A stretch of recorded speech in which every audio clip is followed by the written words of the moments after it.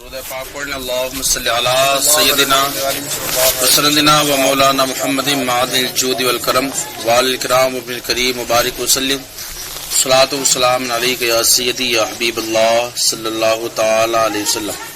درود شریف پڑھا کریں صلی اللہ تعالی علیہ وآلہ وسلم. نحمدک یا اللہ والصلاۃ والسلام علیک یا رسول اللہ. قال اللہ عز وجل جل شانہ جل مجدہ الکریم فاعوذ باللہ من الشیطان الرجیم بسم اللہ الرحمن الرحیم. کل نفس ذائقۃ الموت آمنت باللہ صدق اللہ مولانا العظیم وصدق رسول النبی الامین المعین المبین المتین الکریم ونحن علی ذاک لمن الشاہدین والشاکرین والحمد للہ رب العالمین. ملت کا احباب گرامی وقار، آج کے محفل جو قائم کی گئی یہ 40ویں کی فاتحہ کے عنوان سے آج کی محفل قائم کی گئی. مجالسیں قائم کی جاتی رہیں لیکن جو مواقع آتے رہتے اس مواقع کے اعتبار سے یہ محافلیں قائم کی جاتی. آج کی محفل 40ویں کے نام سے، کہیں 10ویں کے نام سے موسوم ہوتی، کہیں 20ویں کا نام سے، برسی کا نام سے، لیکن اس سب کی جڑ اور اصل ایصال ثواب ہے، میت کو ثواب پہنچانے کی محفل. اللہ پاک جل مجدہ جل مجدہ الکریم نے قرآن مقدس و معطر میں ارشاد فرمایا کل نفس ذائقۃ الموت. لوگو، ہر نفس کو جس کے اندر جان ہے، جو بھی جاندار ہے، اللہ فرماتا اسے موت کا مزہ چکھنا ہے. موت کا مزہ چکھنا ہے، مٹ جانا نہیں ہے. مٹنے کا کنسیپٹ ہی غلط ہے. یہ کہ موت آئی اور بندے کو مٹا کر کے چلی گئی، یہ سوچ، یہ فکر، یہ کنسیپٹ یہ غلط ہے. موت بندے کو مٹانے نہیں آتی، بلکہ موت ایک دنیا سے دوسری دنیا کی طرف بھیجنے کے لیے آتی، ایک دنیا سے دوسری دنیا کی طرف منتقل کرانے کے لیے آتی. اور یہ محافلیں، یہ مجالسیں جو ہم منعقد کر رہے ہوتے ہیں، ان کا مقصد ہی یہی ہے تاکہ اہل میت سے، قبر والوں سے ہمارا ایک تعلق قائم رہے، ختم نہ ہونے پائے. ہمارے آباء و اجداد، باپ اور دادا، پردادا، اوپر تک جتنے بھی اس دار فانی سے کوچ فرما چکے، ان قبر والوں سے ہمارا تعلق قائم رہے. اس لیے یہ محفلیں ہم مناتے ہیں، مجالسیں ہم منعقد کرتے ہیں. بڑا خوش نصیب ہوتے ہیں وہ ماں اور باپ جو ایسی اولادیں چھوڑ کے جاتے ہیں جن کے جانے کے بعد ان کی اولادیں ان کے تذکرے کراتے رہتے ہیں، ان کے نام سے ایصال ثواب کرتے رہتے ہیں، ان کے نام سے محافلیں اور مجالسیں منعقد کرتے رہتے ہیں، ان کے لیے عذاب قبر کی تخفیف کی دعائیں کراتے رہتے ہیں.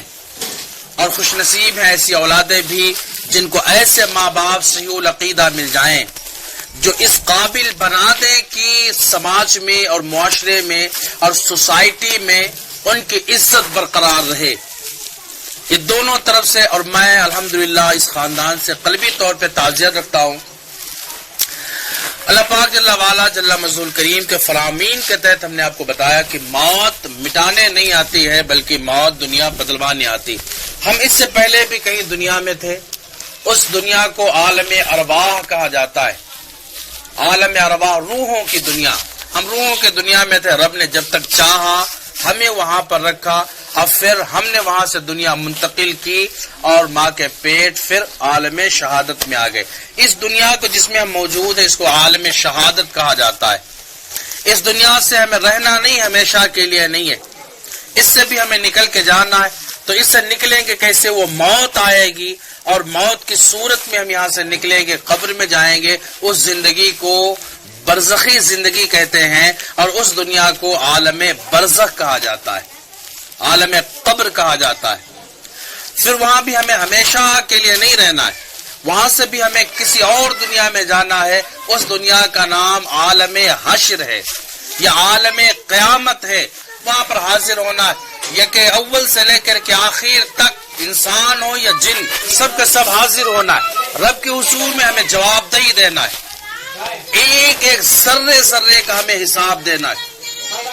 موت آئی ہے, موت کا مزہ ہم نے چکھا ہے. اب عالم حشر میں, اور وہ دنیا کتنی خطرناک دنیا ہوگی کہ ہماری اس دنیا کے مقابل میں وہاں کا ایک دن 50,000 سال کا ایک دن ہوگا. اتنا لمبا عرصہ ہوگا. اس دنیا کی مقدار و زندگی ہے کم ہے اس کے مقابل میں. اور پھر وہاں بھی ہمیں قیامت تک یا وہاں بھی ہمیں عبدالآباد ہمیشہ ہمیشہ رکنا نہیں ہے. ہمیں وہاں سے بھی دنیا بدلنا ہے. پھر وہاں سے دو دنیا ہے, ایک ہے عالم جہنم اور ایک ہے عالم جنت. وہاں پر معاملہ اعمال کی بنیاد پر ہوگا. اگر عمل اچھے ہیں تو عالم جنت ہے, اور عمل برے ہیں تو عالم جہنم ہے. اعمال خیر ہوں, حسنات ہوں ہمارے پاس, تو اللہ پاک ہمیں جنت جیسی جگہ عطا فرمائے گا جہاں عیش و آرام ہی آرام ہے. اگر اعمال ہمارے برے, ہم نے نیکیاں نہیں برائیاں کر رکھی ہیں, گالی گلوس یا دیگر خرافات لغو لہویات ہم نے کر رکھے ہیں, تو پھر ایک عالم کو اللہ نے بنایا عالم نار, عالم جہنم. عالم جہنم میں بندے کو جانا ہے. ملت کا بابو, اس پروگرام میں, اس محفل اور یہ مجلس میں حاضر ہونے کا مقصد یہی ہے کہ ہم اس کنسیپٹ کو سمجھ لیں, اس مفہوم کو سمجھ لیں کہ موت ذریعہ کیا ہے. بعض لوگ ہمارے تو یہاں تک نبی و ولی تک پہنچ جاتے ہیں جناب والا اس بات کو لے کر کہ موت آئی مٹا کر چلی گئی, کام ختم کر دیا ہے. کام ختم نہیں ہوتا, یہ کتاب و سنت کی روشنی میں ثابت ہے. ہاں, جب عام انسان, آج تک آپ نے نہ سنا ہوگا کہیں پر کہ کوئی بندہ یہ کہتا ہو کہ فلاں کی جناب والا روح مر گئی, فلاں کی روح ختم ہو گئی. کہیں نہیں, بس بات یہ ہوتی کہ فلاں کی روح قبض انسری سے پرواز کر گئی, فلاں کی روح قبض انسری سے نکل گئی ہے. تو روح کے لیے موت نہیں ہے, موت نام ہی ہے. اس جسم میں ہمارے دو چیزیں ہیں, ایک روح ہے اور ایک یہ گوشت کا جسم ہے. یہ جسم اور روح دو چیزوں کے مجموعے کا نام زندگی ہے, اور یہ الگ الگ ہو جائیں تو موت ہے, الگ ہو تو موت ہے. روح ختم, روح الگ ہو گئی, یہ جسم بیکار ہو جاتا ہے. لیکن یہ جسم بیکار ہو گیا. اب آگے آئے, اللہ کے حبیب صلی اللہ علیہ وسلم حدیث پاک میں فرماتے ہیں اسرع اجابت الدعاء. آگے کہ حدیث کے الفاظ ہیں کہ اللہ پاک جل والا جل مجدہ کریم اس بندے کے حق میں جلدی دعا قبول فرما لیتا ہے جو بندہ اس جگہ پر حاضر ہی نہ ہو, جو بندہ آپ کے پاس موجود نہ ہو, باہر ہو, یا کوئی باہر رہنے والا ہے اور آپ یہاں پر اس سے دعا کرائیں, اور وہ باہر رہنے والا بندہ جب دعائیں کرتا ہے اس کے لیے جو سامنے موجود نہ ہو, تو پھر سرکار فرماتے ہیں کہ اللہ تعالیٰ اس کی دعائیں جلدی قبول فرما لیتا ہے. وجہ کیا اس میں ہے؟ اس سوال کو اٹھایا مفتی احمد یار خان نعیمی رحمۃ اللہ تعالیٰ علیہ بدایونی نے, اس سوال کو اٹھایا کرتے اس لیے کہ جب سامنے بندہ موجود نہیں ہے تو پھر اس میں ریا نہیں ہوتی, تصنع نہیں ہوتا ہے, بناوٹ نہیں ہوتی, دکھاوا نہیں ہوتا ہے. بندہ سامنے موجود ہو سکتا ہے کہ ہم دعائیں کر رہے ہیں اس کے دکھاوے میں کر رہے ہیں, بندہ سامنے موجود ہے اور پھر ہم دعائیں کر رہے ہیں اس کے لیے تو ریا کر رہے ہوں, اس کے نظروں میں اپنی عزت حاصل کرنا چاہ رہے ہوں, اس لیے یہ دعائیں کر رہے ہیں. لیکن سامنے بندہ موجود نہیں تو پھر ریاکاری نہیں ہوگا. جو بندہ موجود نہیں اس کا جب ذکر کیا جائے گا تو پھر محبت کے تقاضے سے کیا جائے گا. اس لیے جو بندہ موجود نہیں ہوتا اس کے حق میں دعائیں کی جاتی ہیں, اللہ پاک جل والا ان دعاؤں کو جلدی قبول فرما لیتا ہے. حضرات مرحوم محمد منور علی آپ کے پاس کیا ہے جناب اللہ, تو اس دنیا میں موجود نہیں ہے. اگر ان کے حق میں آپ دعائیں کر دیں گے تو اللہ پاک جل والا آپ کی دعاؤں کو ان کے حق میں جلدی قبول فرما لے گا. اس لیے بندوں یہ دعوتیں دی جاتی ہے آپ کو ہے کہ آپ نظر و نیاز کے اندر آئیں اور شرکت کریں آ کر کے, تاکہ دعائیں کریں اور اللہ پاک جل والا آپ کی دعائیں قبول کر کے مرحوم کی مغفرت فرما کر کے جنت کا حقدار بنا دے. ہاں, تو یہ اللہ کے حبیب صلی اللہ علیہ وسلم نے ہمیں یہ درس دیے ہیں احادیثوں کے اندر. دوسری جگہ محبوب کریم رؤوف الرحیم نبی صلی اللہ علیہ وسلم ارشاد فرماتے ہیں خیر الناس من ينفع الناس, لوگوں تم میں سب سے بہتر, سب سے افضل اور سب سے اچھا وہ ہے جو لوگوں کو فائدہ پہنچائے. خیر الناس، لوگوں میں سب سے بہتر وہی ہے من ینفع الناس، جو لوگوں کو فائدے پہنچاتے رہے. ملت کے احبابوں سوچے، مصطفیٰ تمہاری تعریفیں کر رہے، اس معنی کر جب تک آپ دوسروں کو فائدے پہنچاتے رہے. وہ فائدہ پہنچانا عام ہے، چاہے دنیا میں فائدہ پہنچائیں، دنیا پر فائدہ پہنچائیں، زمین پر فائدہ پہنچائیں، یا جو زمین کے اندر ہے اس کو فائدہ پہنچائیں. دونوں صورتیں جائز ہیں. آپ یہاں پر کسی کی مدد کر دیں، کسی اعتبار سے اس کو فائدہ پہنچا دے، اس فائدے میں بھی وہ حدیث آتی ہے. اور قبر میں جو جا چکے ان کے لیے دعائیں کر دے، ان کے لیے قرآن مقدس و معطر کی آیت کریمہ وغیرہ پڑھ کر کے نذر کر دے، ایصال ثواب کر دے. یہ میت کو فائدہ پہنچانا ہے. اللہ کے حبیب صلی اللہ علیہ وسلم رؤوف الرحیم نبی صلی اللہ تعالی علیہ وسلم نشاد فرماتے حدیث پاک میں ہے کہ مل میت فی القبر الا کالغریق المتغرس. مصطفیٰ فرماتے میت قبر میں پڑی بہت سی میتیں ایسی ہیں، ایک دو نہیں، بہت سی میتیں قبر میں پڑی ایسی ہیں جیسے دریا میں، سمندر میں، تالاب میں ڈوبنے والا بندہ ہے. ڈوبنے والا ہر چند یہ کوشش کرتا ہے کہ اے لوگو، دنیا والوں، مجھے آؤ بچا لو، اس ڈوبنے کی مصیبت سے بچا لو، آ کر کے میری زندگی کو بچا لو، مجھے اس پانی کی گرفت سے بچا لو. اس وقت اس کی حالت عجیب ہوتی ہے. ایسے بندہ میت جب قبر کے اندر جاتی ہے نا تو بالکل ڈوبنے والی کی طرح اس کی حالت ہوتی، اور قبر میں چیخ پکار کر کہہ رہی ہوتی لوگو آؤ مجھے بچا لو. کس چیز سے بچا لے؟ عذاب قبر سے بچا لو، قبر کی دشواریوں سے بچا لو، قبر کی آفتوں سے بچا لیں، قبر کی مصیبتوں سے بچا لیں، قبر کی گرفتوں سے ہمیں بچا لیں. یہ میت کی چیخ و پکار. ملت کے احبابوں، موت سے کس کو رستگاری ہے؟ آج وہ، کل ہماری باری. ہم نے بھی مرنا ہے اور اس دار فانی سے جانا ہے، اس دار فانی سے کوچ کر نہیں کرنا ہے.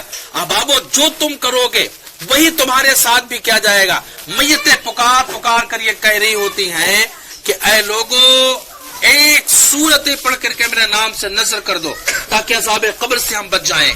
کوئی درود ہی پڑھ کر کے ہمارے نام نذر کر دو، اس کا ثواب ہمیں پہنچا دو تاکہ ہم عذاب قبر سے محفوظ ہو جائیں.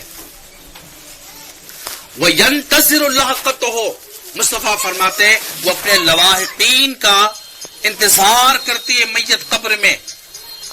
آپ سوچے کس کا انتظار کرتی؟ مصطفیٰ فرماتے ہیں من بیانیہ لا کر کے واضح کر دیا کن کن کا انتظار کرتی ہے. کہ من ابن، اگر اس کا باپ زندہ ہے تو قبر میں پڑی میت اپنے باپ کی دعاؤں کا انتظار کرتی. کہ میرا والد گرامی وقار، کوئی آیت کریمہ یہ پڑھ کر کے میرے نذر کر دو، اس کا ایصال ثواب ہم تک آ جائے تاکہ ہم عذاب قبر سے محفوظ ہو جائے. کہتے اگر باپ موجود نہیں، او امن، تو ماں کا انتظار وہ میت کر رہی ہے کہ میری ماں کچھ تو میرے نذر کر دے، بڑا لاڈو پیار تو نے کیا ہے، آج بھی کر میرے نام سے ایصال ثواب تاکہ ہم عذاب قبر سے محفوظ ہو جائیں، بچ جائیں عذاب قبر سے. ماں بھی نہیں ہے تو کہتے ہیں وخن، وہ اپنے بھائی کا انتظار میت کر رہی ہے. اے میرے بھائی ساتھ ساتھ رہے، میرے بھائی آج میں مصیبتوں میں پھنسا، آؤ میری مدد کر دو. تو کیسے آپ مدد کریں گے؟ کوئی قرآن مقدس و معطر کی آیت، یا کوئی کلمہ سبحان اللہ، یا کوئی کلمہ تسبیح کا جس میں خدا کی حمد و ثنا ہو، اس کلمے کو پڑھ کر کے میرے نام اس کا ایصال ثواب کر دے تاکہ مجھے عذاب قبر میں تخفیف ہو جائے، قبر کی دشواریوں سے بچ جائیں. اگر بھائی بھی نہیں ہے، صدیق، وہ میت جو قبر میں پڑی ہے اپنے دوست کا انتظار کر رہی ہے. ہم نے کہا بابو آپ بتاؤ کتنے بیٹے ایسے ہیں جو اپنی باپ کی قبروں پر جا کر کے ان کے انتظار کی گھڑیوں کو ختم کر رہے ہیں. کتنے دوست ایسے ہیں کہ جناب والا وہ دوست قبروں میں پڑے اور وہ تمہیں پکار رہے ہیں، لیکن کتنے ہیں آپ لوگوں میں جو جناب والا اپنے دوست کی قبر پر جا کر کے یا اس دوست کے نام سے ایصال ثواب کر رہے ہیں. نہیں، ہمارا تو آج یہ معیار ہو چکا ہے جناب اللہ، ہم نے کھانا یا اگر پوچھ لیا اس نے دعوتوں میں تو دعوت اڑانی، ہاتھ پوچھے، کام ختم کر لیتے ہیں. ملت کا بابو، یہ آپ سے بالکل ذرہ بھر بھی آپ کو طنز نہیں کرنا ہے. بات شریعت مصطفیٰ کی ہے، بات گھٹیوں میں اترنا چاہیے یہ، لیکن ہم یہاں تک پہنچ نہیں پاتے. ہم تو اوپر والی باتیں سننا پسند کر رہے ہیں. دین کیا ہے ہمارا، اسلام ہے کیا، اس کے تہ تک ہم نہیں پہنچ پا رہے. تہ تک نہ پہنچ پانے کا آج نتیجہ یہ ہو گیا کہ جناب اللہ ہم قبرستان جا کر کے ہنسی اور ٹھٹھے اڑا رہے ہوتے ہیں، ہم قبرستان جا کر کے دنیا داری کی باتیں کر رہے ہوتے ہیں. جبکہ مصطفیٰ نے فرمایا جو قبرستان میں ہنسے گا من ذاک ضحکا، جو بھی قبرستان میں ہنسے گا وہ دنیا میں رسوا و ذلیل ہو جائے گا، ہنسا جائے گا۔ لیکن ہم نے اس دین تک یہاں تک پہنچے نہیں تھے، ہم کو پہنچنا چاہیے۔ مصطفیٰ جان رحمت صلی اللہ تعالی علیہ وآلہ وسلم نے درس عبرت ہمیں دیا ہے۔ مصطفیٰ کی شریعت ہماری گھٹیوں میں اترنا چاہیے، اور مصطفیٰ نے جو پیغام دیا، آپ اس اسلام کو جو مصطفیٰ لے کر کے آئے، نبی نے اپنے صحابہ کو دیا اور صحابہ نے تابعین کو دیا تھا، تابعین سے اب تک چلا آ رہا ہے، اس اسلام کو جناب والا آپ غور سے پڑھیں گے تو پھر اسلام سے دوری نہیں بلکہ انتہائی درجے کی محبت ہوگی۔ پھر یہ آنکھیں اور یہ چہروں پہ مسکراہٹ نہیں ہوگی، خوف خدا میں ہر وقت یہ آنکھیں بہتی رہیں گی۔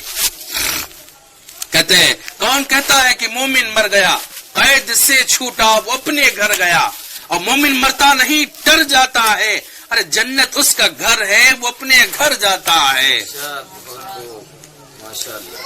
اب بابو سوچیں، اگر موت آئی اور مٹا کر کے چلی گئی، جیسے کہ مرحوم کا انتقال ہو گیا، اب آپ یہ سمجھائیے جناب والا کہ وہ مٹ گیا، کام ختم، اس کا کوئی وجود نہیں، نہ اس میت کا اس گھر سے تعلق ہے، اس میت کا آپ سے تعلق ہے، اور یہ محفل جو رچائی گئی اسی لیے کی جاتی ہے تاکہ قبر والوں سے ہمارا تعلق قائم رہے۔ ہم یہ کہتے ہیں جناب والا اگر موت آئی اور مٹا کر کے بندے کو چلی گئی تو پھر میت کو غسل کیوں دیا جاتا ہے؟ میت کو 20-22 گز لٹھے کا کپڑا کیوں پہنایا جاتا ہے؟ یہ ضائع کیوں کیا جاتا ہے؟ اس کو خوشبو لگاؤ، ہم نے کہا کیوں خوشبو لگائی جاتی ہے؟ جب مٹ گیا ختم ہو گیا پھر اس کو خوشبو لگانے کا مطلب کیا ہے؟ آئی طرح پانی بہانے کی ضرورت کیا ہے؟ پانی کی قلتیں بہت ساری جگہوں پہ، وہاں میتوں کا انتقال ہوتا ہے، لوگوں کا انتقال ہوتا ہے، پھر وہ پانی جو دور دراز سے لوگ حاصل کر کے لاتے ہیں وہ میت پہ بہا رہے ہوتے ہیں۔ ہم نے کہا یہ پانی ضائع کیوں کرتے ہو؟ یہ کپڑے میت کو 20-22 گز لٹھے کا کپڑا میت پہ ضائع کیوں کرتے ہو؟ اگر موت نے اس کو مٹا دیا، اس کا کام ختم ہو گیا، اب اس کا کوئی وجود نہیں ہے، تو پھر اس پہ اتنا کپڑا ضائع کیوں کرتے ہو؟ وہ کپڑا بچاؤ، اس میت کو ایسے دفن کرو، وہ کپڑا بچاؤ، غریب کی بیٹیوں کے سر پہ رکھ دو۔ لیکن نہیں جناب والا، ہم وہ کپڑا میت کو دیتے ہیں۔ بات یہ ہے کہ موت مٹانے آتی نہیں ہمارے یہاں، موت صرف دنیا بدلوانے آتی کہ جب بندے کو ہم قبر میں رکھ رہے ہیں، ایسے قبر میں رکھ دیتے تو فرشتے آتے ہیں، کہتے فرشتے آتے ہیں، اور جب وہ فرشتے آ کے جو ہی پہنچتے فیجلسو تو یہ میت اٹھ کے بیٹھی۔ ہم نے کہا اگر موت مٹا گئی تھی تو قبر میں جناب والا اٹھ کے بیٹھا کون ہے؟ وَيَمْسَحُ عَيْنَيْهِ، یہ حدیث کے الفاظ، ہماری کوئی بات نہیں ہے۔ وَيَمْسَحُ عَيْنَيْهِ، اور ایسے میت وہ آنکھیں مل رہی ہوتی، یمسو مسا یمسو ملنا ہے، عینیہ اپنی دونوں آنکھیں وہ میت مل رہی ہوتی۔ ہم نے کہا جو آنکھیں وہ ملتا ہے جو سو کے اٹھا ہو، پتہ یہ چلتا ہے کہ آنکھیں ملنا مٹ کے نہیں اٹھا ہے بندہ، سو کے اٹھا ہوا ہے۔ اب فرشتے کہتے ہیں مار رب کا تیرا رب کون ہے؟ اور جب وہ آنکھیں مل کے ہوش میں آتا ہے تو دیکھتا ہے جناب والا آپ میت کو رات میں دفن کریں، صبح دفن کریں، کوئی ٹائم بھی دفن کریں، لیکن جب قبر میں میت اٹھتی ہے تو اس کو وقت عصر نظر آتا ہے کہ سورج ڈوبنے والا ہے، عصر کی نماز کا ٹائم ختم ہونے والا ہے، مغرب آنے والا ہے۔ وہ جب دیکھتا ہے تو اگر بہت سے اب قبروں میں ایسے لوگ ہیں جو فرشتوں سے کہتے ہیں دعونی فاصلی، ہٹ جاؤ پیچھے مجھے نماز پڑھنے دو، دعونی ہٹ جاؤ پیچھے، اوسلی مجھے نماز پڑھنے دو۔ یہ حدیث یہیں پر ختم ہو گئی، اس کے آگے کچھ نہیں۔ سوال ہوا کہ نہیں ہوا، جواب ہوں گے کہ نہیں ہوں گے؟ اب اس بات کو بھی اٹھایا اللہ مفتی احمد یار خانیمی نے، بدایونی نے، کہتے ہیں آپ کہ یہاں پر بات اس لیے حدیث ختم ہو گئی کہ اس کے بعد کچھ نہیں ہونا۔ فرشتوں کو یہ پتا چل گیا کہ جناب والا جس کی قبر میں وہ نمازوں کی اتنی فکر پڑی ہے دنیا کی زندگی کی شان سے گزری ہوگی، الحمدللہ۔ تو یہ میتوں کا معاملہ کی موت ہمیں مٹانے نہیں آتی ہے بلکہ دنیا بدلوانے کے لیے آتی۔ اس بندے کی عزت جب اللہ پاک جل وعلا جل مجدہ نے قرآن پاک میں فرمایا للہ العزت ولرسولہ وللمؤمنین، عزت ہے اللہ کے لیے، عزت ہے رسولوں کے لیے، اور عزت ہے مؤمنین کے لیے۔ ہم نے جناب اللہ اتنے لمبے لمبے اتنے بڑے بڑے ہائی فائی گھر اپنے بنوا لیتے ہیں، لیکن جہاں ہمیشہ کے لیے رہنا ہے، آخری جو زندگی ہے قبر ہے، اس کے لیے جناب والا ہم 3x6 کا ایک جگہ نہیں خرید پا رہے، اور پھر کیا ہوتی وہ قبریں مٹ جاتی۔ اللہ نے عزت بندوں کے دی، ایک مرتبہ جو قبر بن گئی قیامت تک کے لیے اس کو مٹایا نہیں جا سکتا ہے، اس قبر پہ گھر مکان یا دیگر میتیں دفن کرنا تو الگ کی بات ہے، مسجد اور مدرسے بنانا بھی ناجائز و حرام ہے، آپ نہیں بنا سکتے. تو سوچے قبریں کیوں مٹ جاتی، پتہ ہی نہیں ہوگا ہمارے دادا اور پردادا کی قبریں کہاں ہیں، تو ہم ان کے لیے کیا تعلق قائم رہے گا ہمارا، ان کے نام تک ہمیں نہیں پتا ہے. ملت کا بابو قبر ایک مرتبہ بن گئی وہ ہمیشہ کے لیے، کیوں؟ اس میں عزت مومن کی بقا ہے، اسی کے اندر مومنوں کی عزت ہے جو اللہ پاک جل وعلا نے رکھی. میت کو نہلاؤ، آہستہ آہستہ ہاتھوں سے نہلاؤ. میں نے کہا کیوں؟ کا تکلیف ہوتی. میں نے کہا موت تو مٹا گئے، تکلیف کیسی؟ پتہ چلا موت مٹانے نہیں آئی ہے، موت نے اس کو دنیا بدلوایا. آہستہ آہستہ قدموں سے لے کے چلو. اس بندے کو سامنے رکھا جاتا ہے، کون بندہ؟ وہی ہے گنہگار و خطا کار صحیح، وہ بندہ سامنے رکھا. آج امام پیچھے ہے، اس نے ظہر پڑھی ہے، اس نے عصر پڑھی، مغرب پڑھی ہے، عشاء کی نمازیں پڑھی، فجر کی نماز پڑھی ہے. امام آگے رہا، یوں پیچھے رہا. امام ہر نماز میں آگے، یہ پیچھے ہے. عید کی پڑھی، بقرعید کی پڑھی، امام آگے تھا، یہ پیچھے تھا. آج اس میت کو کیا ہو گیا کہ اس کو رکھو آگے، وہ امام پیچھے ہے، میت آگے.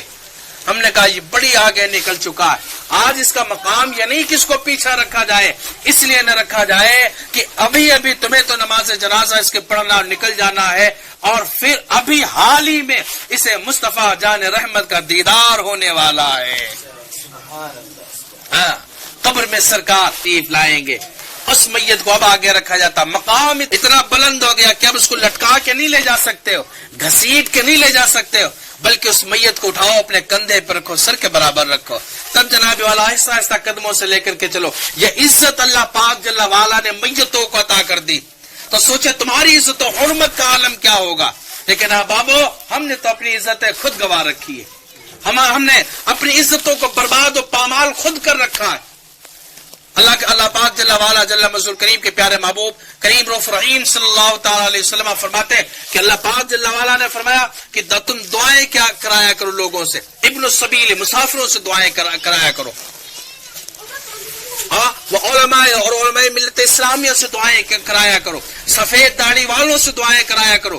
کہ اللہ فرماتا کہ جب کوئی بندہ سفید داڑھی والا رب کے حضور میں دعا کرتا تو رب فرماتا فرشتوں اس بندے کی دعا جلدی پوری کر دو، اس لیے تستحی من ہذہ، میں اس سفید داڑھی والے سے حیا کرتا ہوں. اللہ لحاظ اتنا کر رہا ہمارا، لیکن ہم جناب والا اس باتوں ہم یہ سوچتے ہیں کہ نہ ہم نے شریعت مصطفیٰ کی گہرائی سمجھی، نہ دین کو سمجھا، ہم نے مذاق بنانا سیکھ لیا ہے. نہیں بابو، آپ اس محفل میں آئے ہو، اس کنسیپٹ کو بھی سمجھیں، اس طریق کو بھی سمجھیں، مفہوم کو بھی سمجھ لیں، اور مرحوم کے لیے دل کے اتھاہ گہرائی سے آپ دعائیں کریں. اپنے والدین جو اس دنیا سے جا چکے ہیں ان سے تعلق قائم رکھیں، ان کے لیے دعائیں کیا کریں، مغفرت کی دعائیں کیا کریں، ان کے لیے قرآن خوانیاں وغیرہ کرایا کریں. ان کے نام سے ایصال ثواب میں آپ کتابیں لے لیں اور اس مدارس میں وقف کر دیں کہ بچے پڑھ کر کے اس کتاب عالم بن جائیں. عالم بنے گی، وہ چار کو سمجھائیں گے. یہ صدقہ جاریہ ہے، پوری زندگی جناب والا اس میت کو اس کا ثواب پہنچتا رہے گا، اور وہ اس کو تو ملے گا جناب والا، آپ نے جو رکھا ہے آپ کو بھی ثواب ملے گا. اور کل اس دار فانی سے جب آپ گزر گئے تو پھر یہ صدقہ جاریہ کا ثواب اللہ تعالیٰ تمہارے نام اعمال میں درج فرما دے گا. موت ہمیں مٹانے نہیں بلکہ اس دنیا سے دوسری دنیا کی طرف منتقل کرانے آتی. اب وہ سما بڑا خطرناک ہوتا ہے. آپ جو ہے عادت بنائیں اپنی کہ جس وقت بھی آپ بستر پہ پہنچ رہے ہو یا جہاں بھی کہیں لیٹ رہے ہو اور گر رہے ہو تو بے اختیاری طور پر زبان سے کلمہ شریف آپ کے نکل جائے. پڑھنا نہ پڑے آپ کو کہ جناب والا اب لیٹے تو ہم کلمہ شریف پڑھ لیں، نہ. جو ہی آپ لیٹنے لگ جائیں کہ زبان سے اچانک بے اختیاری طور پہ آپ کے نکلے لا الہ الا اللہ محمد رسول اللہ. فائدہ اس سے جناب والا کیا ہونے والا ہے؟ فائدہ کیا ہونے والا؟ اگر ناگہانی یا اچانک موت آتی تو موت آئے گی بعد میں، کلمہ پہلے نصیب ہو جائے گا. اور آقا فرماتے مات علی کلمۃ مات شہیدا، جو ایسے وقت میں کلمہ شریف پڑھ لے گا وہ شہید مرے گا. اور من قال لا الہ الا اللہ فادخلنا اللہ الجنہ، جو لا الہ الا اللہ پڑھ لے گا، لا الہ الا اللہ پڑھ لے گا اور اس پر موت آ جائے گی، اللہ پاک جل وعلا اس کو جنت کے اندر داخل فرما دے گا. اب آپ گرامی وقار ملت کا بابو سوچے پیدا کرے یہ کہ ہم نے رسول اللہ صلی اللہ علیہ وسلم کی شریعت پہ گامزن رہنا ہے. بچوں کو اتنی تعلیم ضرور دے دیں کہ جناب والا وہ کم از کم اتنا ہو کہ آپ نزاع کے عالم میں ہو تو آپ کا بیٹا خود کھڑا ہو سر کے جانب جناب والا، اور وہ کھڑا ہو کر کے سورہ یاسین کی تلاوت کر رہا ہو، وہ آپ کو تلقین کر رہا ہو۔ ہمارے یہاں تو تلقین کا سسٹم بھی غلط ہے۔ میت پڑی ہے، جب میت عین ٹائم ہوتا ہے تو کچھ معمول ہوتے ہیں، میت ہو اگر پڑی عین ٹائم آ رہا ہو اس کا جناب والا تو پھر میت کا رخ کر دے قبلہ کی طرف، اور کوئی اس کے پاس بیٹھ کر کے ایک بندہ پڑھے آہستہ آہستہ لا الہ الا اللہ محمد رسول اللہ، یہ تلقین ہے، آہستہ آہستہ پڑھے۔ جو ہی میت نے کلمہ پڑھ لیا پھر خاموشی، اس کے بعد کچھ نہیں۔ ہمارے یہاں تو لوگ سب جتنے بھی موجود ہوتے روز چیخ رہے ہیں، یا کلمہ پڑھنے والے کثرت سے سب کلمہ پڑھ رہے ہیں چلا چلا کر کے۔ یہ میت کو الجھن ہوتی، کہتے روح جب قبر سے انسری سے نکل رہی ہوتی نا تو پھر ہمارے علماء نے لکھا کتابوں میں کہ ململ کا دوپٹہ خاردار یعنی کانٹوں والے درخت پر ڈال دیا جائے، اور پھر جناب والا اس کا ایک کونا پکڑ کر کے نیچے کو کھینچ لیا جائے، تو جیسے ململ کے دوپٹے سے ایک ایک تار علیحدہ ہو جاتا، الگ ہو جاتا، جدا ہو جاتا ہے۔ جب موت آتی ہے اور روح اس جسم سے نکلتی ہے تو پورے جسم کا ایک ایک رونگٹا پھٹ جاتا ہے، اتنی دردیں ہوتی۔ اسی لیے تو کہا جاتا ہے کہ میت کو غسل وہ دے جو اس کا اپنا بیٹا حقیقی ہو، یا زیادہ قریبی ہو، یا جو زیادہ اس پر رحم کر سکتا ہو، آہستہ ہاتھوں سے نہلاؤ۔ کیوں؟ میت کو درد بڑی ہو رہی ہے۔ اب آپ کیسے کیا کریں گے؟ رب کے حضور حاضر بھی ہونا ہے، 3x6 کا ایک روم ہے قبر، اس میں دفن ہو جانا ہے۔ آپ سوچ کے دیکھیں کہ اتنے احباب یہاں پر بیٹھے، ابے لیپرڈ چیتا وغیرہ کوئی ایسا یا شیر وغیرہ یہ اچانک نمودار ہو جائے تو آپ مولوی رضوان کو نہیں بچائیں گے جناب والا، آپ اپنی جان بچائیں گے اور بھاگیں گے۔ کیوں بھاگیں گے؟ اس لیے کہ محیب صورت والا وہ شے آ گئی ہے جو پھاڑ دینے والی ہے، جو ہمیں تباہ کر دینے والی، اس سے بچنے کے لیے اپنی جان بچائیں گے۔ سوچو یہ جناب والا، آج رات کی تنہائی میں لیٹنا راتوں میں، اور پھر یہ سوچ لینا کہ قبر کے اندر جو چھوٹا سا ایک روم ہے، کمرہ 3x6 کا کمرہ، اس کے اندر دیوالیں ہیں، اوپر سے بھی بند بنو مٹی پڑی ہے، اور اس میں آنے والے فرشتے آ رہے ہیں، ان کی کیفیت کیا ہوگی؟ بڑے بڑے ناخون ہوں گے، لمبے لمبے بال ہوں گے جناب والا، اور زمین پھاڑتے چیرتے آپ کے پاس آ رہے ہوں گے۔ اس وقت سوچو تمہاری کیفیت کیا بنے گی؟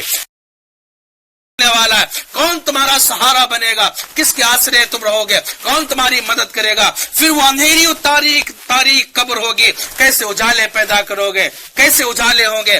رات نور لے کر کے جاؤ ایسا کہ اجالے ہو جائے، بن کے ایسے جاؤ کہ فرشتے آئے تو تم کہو دعونی فاصلی، ہٹ جاؤ فرشتوں، جاؤ رب سے پوچھ لو کہ میں مومن بھی ہوں یا نہیں۔ حضرت جنید بغدادی، حضرت بایزید بستامی رحمۃ اللہ علیہ قبر میں پہنچے، فرشتے آگے اللہ کے حضور سے کہا من رب کا، بولو تمہارا رب کون ہے؟ کہا ہٹ جاؤ پہلے سلام کر کے آؤ۔ تمہیں یہ نہیں پتا کہ جب مومن کے پاس جایا جاتا ہے تو سلام کیا جاتا ہے، اللہ اکبر۔ ایسے بھی ہمارے اسلاف ذل احترام ہوئے، فرشتے آئے کہا السلام علیکم، سلام کیا، کہا من رب کا، تیرا رب کون ہے؟ حضرت بایزید بستامی کلام کرنے لگ گئے فرشتوں سے، کہتے بتاؤ سلام مومن کو کیا جاتا ہے یا کافر کو کیا جاتا ہے؟ فرشتے کہنے لگے کہ سلام تو مومن کو کیا جاتا ہے۔ کہا یہ بتاؤ تم نے مجھے جو سلام کیا مومن سمجھ کر کے کیا یہ کافر سمجھ کر کے کیا ہے؟ تو کافر کو سلامتی کی دعا نہیں کر سکتے۔ فرشتے کہنے لگے مومن سمجھ کر کے کہا سنو تم مجھ سے پوچھتے ہو من رب کا، بولو تیرا رب کون ہے؟ یہ بتاؤ تم کہاں سے آئے ہو؟ تو کہا میں بڑی دور سے سفر کر کے رب کے حضور سے تیری قبر میں آیا۔ کہ یہ بتاؤ اگر ہم یہاں کہہ دیں کہ میرا رب اللہ ہے اور تم اس کے پاس جاؤ اور وہ مولا میرا مالک میرا حقیقی رب وہ اللہ پاک جل مجدہ کریم یہ کہہ دے کہ بایزید بستامی میرا بندہ نہیں ہے تو تم میری مانو گے یا اللہ کی مانو گے؟ فرشتے کہنے لگے لازم سی بات میں خدا کی مانوں گا۔ حضرت بایزید بستامی نے جواب نہ دیا اور کہا پھر اتنا لمبا سفر کرنے کی ضرورت کیا تھی؟ جاؤ اور اسی رب سے پوچھ لو جا کر کے کہ بایزید تیرا بندہ ہے بھی یا نہیں ہے۔ اللہ اکبر۔ تو ہم نے جناب والا اگر بایزید بستامی نہیں بن سکتے تو کم از کم غلام بایزید بستامی تو بن سکتے ہیں۔ الحمدللہ۔ کہتے قبر میں لہرائیں گے تا حشر چشمے نور کے، جلوہ فرما ہوگی جب طلعت رسول اللہ کی۔ قبر اندھیری ہے، اس میں کوئی اجالے کی صورت نہیں ہے، اس میں اندھیرا ہی اندھیرا ہے، بالکل اندھیرا پڑا ہے۔ لیکن پیارے قبر روشن ہوگی کب؟ جب اعمال اچھے ہوں گے اور فرشتے سوال کر کے تیسرے سوال پہ پہنچ رہے ہوں گے اور فرشتے کہیں گے ما کنت تقول فی حق ھذا الرجل، دیکھ اس مدینے والے کی طرف سے آنے والے کی طرف، جو مدینے کی طرف سے آ رہا اس کو دیکھ۔ اچھا ایک چیز اور اس میں یہ، میت کو قبر میں رکھتے ہیں تو سب یہ کہتے ہیں جناب اللہ رخ کر دو قبلے کی طرف۔ ہم نے کہا اس میں راز کیا ہے، حکمت کیا ہے؟ میت ہے ڈال دو کہیں بھی، رخ اس لیے قبلے کی طرف کیا جاتا ہے کہ جب سرکار کو قبلے ہی کی طرف سے آنا، جب مصطفیٰ آئے تو میت کو گھومنا نہ پڑے بلکہ سامنے سے مصطفیٰ کا دیدار ہو جائے۔ اللہ اللہ اللہ اللہ سبحان اللہ۔ ہاں اب آقا کریم صلی اللہ علیہ وسلم کے تعلق سے فرشتے سوال کریں گے ما کنت تقول فی حق ھذا الرجل، اے دنیا میں رہنے والے، دنیا میں تو رہا، سن بول تو دنیا میں جب تھا تو ان کے بارے میں کیا کہتا تھا، ان کو دیکھ کے مانا تو پھر کیا مانا، آج لے ان کی پناہ، آج مدد مانگ ان سے، پھر نہ مانے گی قیامت میں گر مان گیا۔ آج دیکھ کر کے مانا تو پھر کیا مانا، دیکھ کے نہیں، یہ بتا جو دنیا میں تھا تو ان کے بارے میں کیا کہتا تھا۔ اگر بندہ مومن ہے، ایمان و عقیدے والا، تو کہتا ھذا محمد رسولنا و آقائنا و سیدنا، یہی تو ہمارے آقا و مولا، ہمارے سردار جناب محمد رسول اللہ صلی اللہ تعالی علیہ وسلم ہے۔ مصطفیٰ کو دیکھ کر کے اس نے مدح و سرائی کر دی۔ میرا امام کہتا ہے قبر میں لہرائیں گے تا حشر چشمے نور کے، اور جلوہ فرما ہوگی جب طلعت رسول اللہ کی، آقا آ گئے قبر میں، اب قبر میں حشر تک اجالا ہی اجالا رہے گا۔ ملت کا بابو بات یہ ہے کہ ہم ان محفلوں میں آتے ہیں، دین و شریعت کی کچھ باتیں ہوتی ہیں ذہنوں پہ بٹھا لیتے ہیں۔ اللہ پاک جل وعلا جل مجدہ کریم کی بارگاہ میں راتوں کی تاریکی میں آپ رویا کریں، آپ کے ایک آنسو بھی نہیں بہ پاتے، آپ کے یہاں کوئی حادثہ ہو، فاجعہ ہو جائے، آپ آنسو بہاتے، یہ آنسو بچائیے، یاد خدا میں بہائیے، دیکھو لذتیں اور مٹھاس کتنی ملتی۔ انبیاء، اولیاء، اتقیاء، زین العابدین، امام اعظم ابو حنیفہ جیسے لوگ ایسے داڑھی پکڑتے تھے اپنی مسجد کے کونے میں کھڑے ہو کر کے، اور گریہ بزاری چیخے بلند کر کے روتے تھے اور کہتے تھے مالک و مولا اگر امام اعظم بخش دیا گیا تو پھر تعجب ہوگا، اتنا بڑا گنہگار ہے۔ امام زین العابدین کعبے کے ایسے غلاف میں لپٹ کر کے اور گریہ بزاری کر رہے، رب کے حضور میں کہہ رہے مولا یہ بڑا گنہگار بندہ ہے، مولا تیری دنیا میں درختوں کے اتنے پتے نہیں ہیں جتنے اس جوان کے گناہ ہیں، کہتے مولا تیری دنیا میں اتنے ذرات نہیں ہیں جتنے میرے گناہ ہیں، اور رو رہے ہیں، بے ہوش ہو رہے ہیں، پھر اٹھ رہے ہیں، پھر رو رہے ہیں رب کے حضور میں۔